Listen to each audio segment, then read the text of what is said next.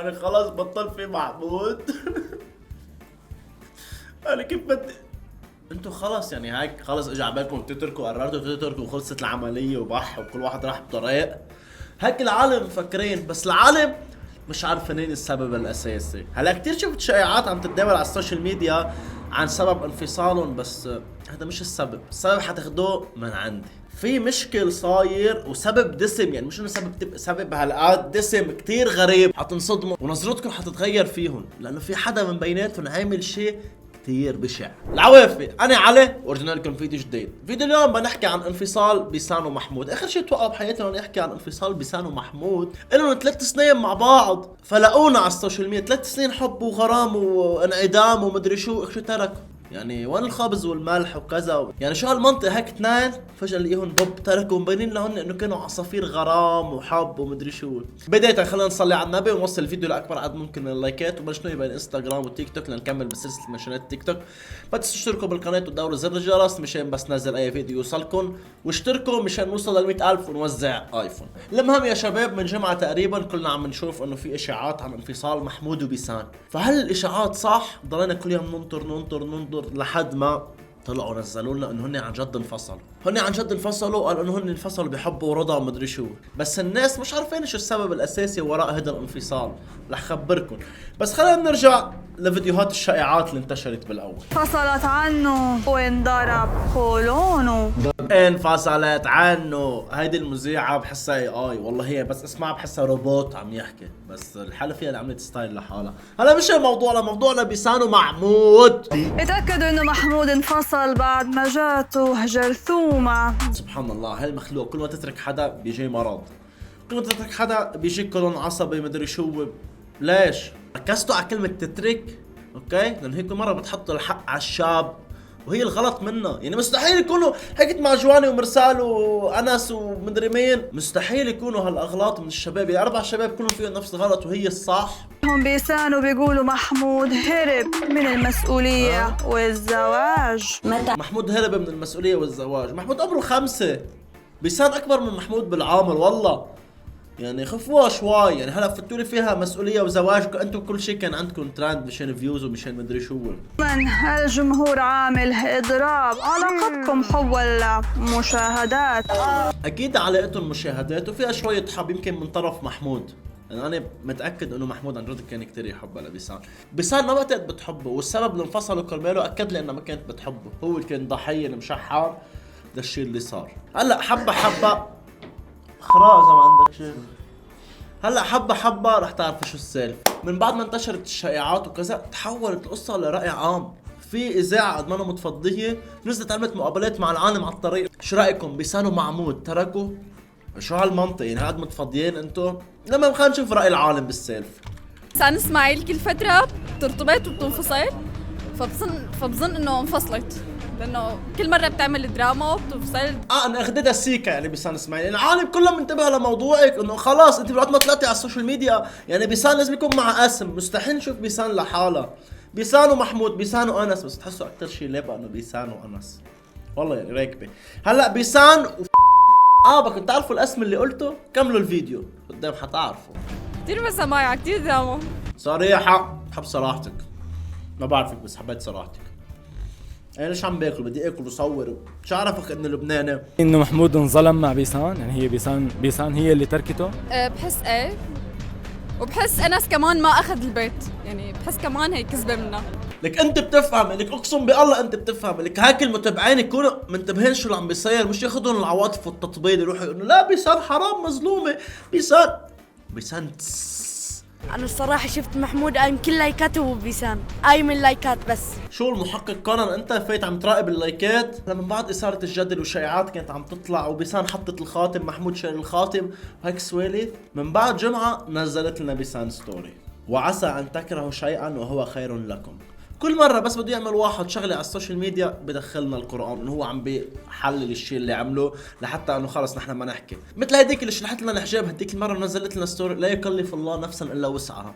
مساء الخير، الدنيا اسمه ونصيب وما حدا بياخذ غير نصيبه، وانا كثير بحبه بأز محمود. مبين كثير بتموتي بدباديبه لمحمود لهيك تركتيه للمشحر وصار عنده امراض من وراك. المهم كملوا، بس اتفقنا احنا الاثنين منفصل. محمود انسان بجنن ووقف معي وقفات كثير، بس شو بدنا نعمل الدنيا كله نصيب.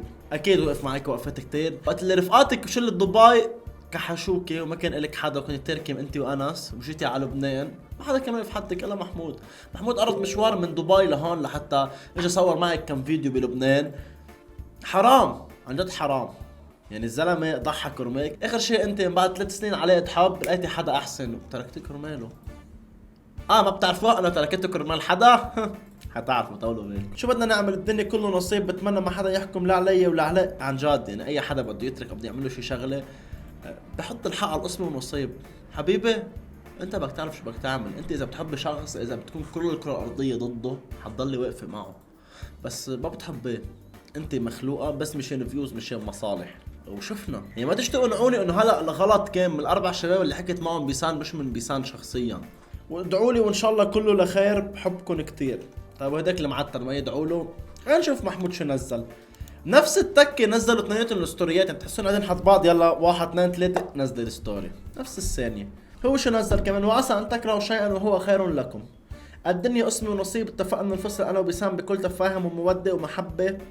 بسام بنت بتجنن وقفت جنبي، بتمنى لها من قلبي كل الخير. بسام نزلت لها هالستوري عم تشرح شو اللي صاير ومبين رواق. محمود مبين مفقوس هو عم يكتبها انه خلص بس بده يخبرنا انه انفصلوا وينزلها. حرام محمود عن جد وقف جنبها، يعني كان حدا حتى بتصوير فيديو كليباتها كلها كان عم بيرفقها. يعني الزلمه وصلت معه انه يغار من كريستيانو. خلينا نشوف الفيديوهات اللي انتشرت لمحمود بعد ما تركوا. يعني ديروا بالكم على صحتكم لانه اكلنا هوا. شو صار فينا كابتن؟ يلا منيح، كل حدا بتتركه بيسام بيروح بسجل نادي بصير يلعب بوكس بيقرض جسم وكذا. عملت لنا عقده نفسيه للشباب يا جماعه بنص التمرين حرفيا كل شيء مي شربته. وحياة الله بحسه لمحمود هيك طفل بريه هيك. ذكرين فيديوهات النيوتيلا اللي كان يعملها قبل على التيك توك؟ والله بتحسوا هيك لازم تمسكوه بخدوده وكت كت كت تعملوا له هيك. والله تحسوا حيطلع هذا الصوت تبع البطه بس تمسكوه هذا ويت ويت، عرفتوه هذا اللي هيك. هلا بنفس الوقت تقريبا اللي نزلوا فيه ستوريات انه انفصلوا، انس الشايب نزل لك بوست على تيك توك على هاي الغنيه. وعدتك يا حيف انا اكسر وعدي يا حيف اعبر دربك مثل. وعدتك يا حيف انا اكسر وعدي يا حيف. هلا كل العالم شو بيفكروا؟ انه انس وبيسان رجعوا، انه بيسان تركت محمود كرمال انس. بس هو لا، انس بعرفه زلمه بيحب يطلع ترند. قبل بمره صور اغنيه بيسان ونزلها ريل لانه انه خلص اخر همه الموضوع. كلنا شفنا انه انس تخطى، بالعكس بس وقفوا بيسان كمل حاجات طبيعيه وضل عنده اعلانات. الزلمه بعده مشهور، كل ما يكون في ايفنت او شيء برجع بيطلع ترند. يعني فتح اعراس بيسان ما فات عليهم، اللهم لا شماتة. يعني انا ما بكرهها للبنت بس عم بحكي لكم الحق وعم بحكي لكم المنطق، عرفتوا؟ يعني ما فيك تكون بالنص، تكون يا مع يا ضد.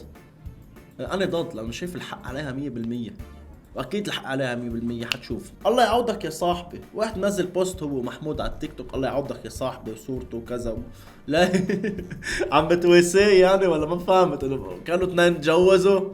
حتى ميكس الله يعوضهم بالخير يا رب نزل صورته مع محمود وبيسان. انه ليش هيك صارت السوشيال ميديا بس بدنا نطلع ترند على ظهر العالم؟ طيب من بعد ما اعلنوا انه انفكسوا وكذا كثير بيجات صارت تنزل شو السبب الحقيقي اللي انفصلوا كرماله. حرام ليك شو عملوا فيه لمحمود؟ عملوه مريض.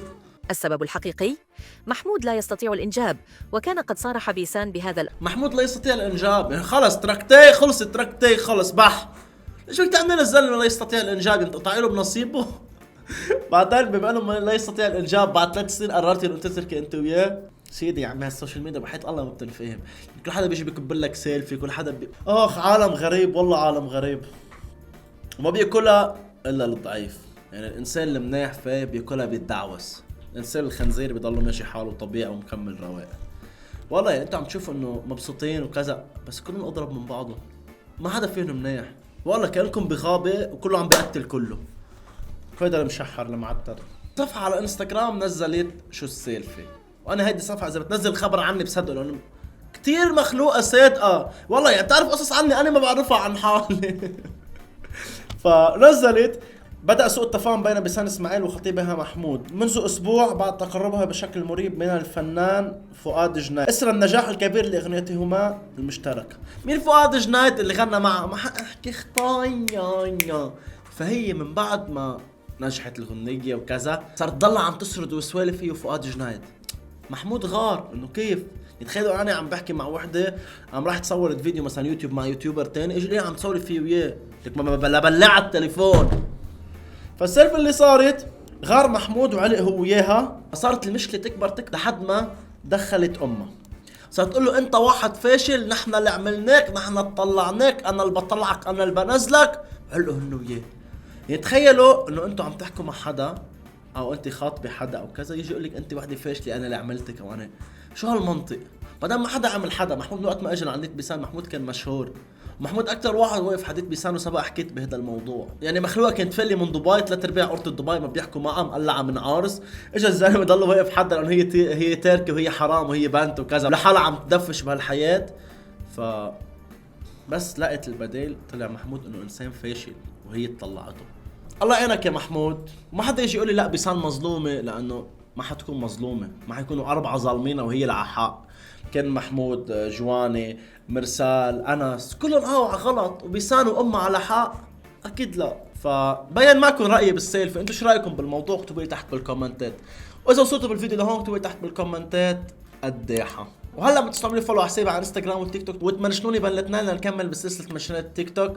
ما تنسوا تشتركوا بالقناه وتدوروا زر الجرس مشان نوصل ل 100,000 ونبلش نوزع ايفونات. وانا بشوفكم فيديو جاي. يلا شفناكم بألف خير.